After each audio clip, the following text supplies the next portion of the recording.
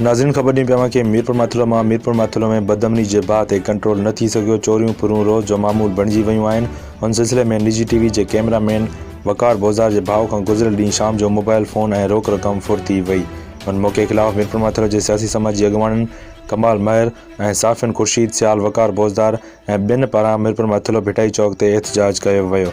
उन मौक़े ते अॻुवाणनि पुलिस ख़िलाफ़ छिती नारेबाज़ी कंदे चयो त मीरपुर माथेलो जा शहरी गैर महफ़ूज़ बणजी चुका आहिनि। कॾहिं मोटरसाइकिल की चोरी थिए थी त कॾहिं वरी मोबाइल फ़ोन ऐं रोक रक़म फुर थिए थो। पुलिस खामोश तमाशाई बणियल आहे। हिननि एसएसपी घोटकी ऐं ॿिनि वसवरनि खां निजी टीवी के कैमरामैन वकार बोज़ार के भाउ खां फुर थियल मोबाइल फ़ोन ऐं रोक रक़म वापस कराइण जो मुतालबो कयो आहे। सही चांडियो 90 न्यूज़ मिरपुर माथेलो।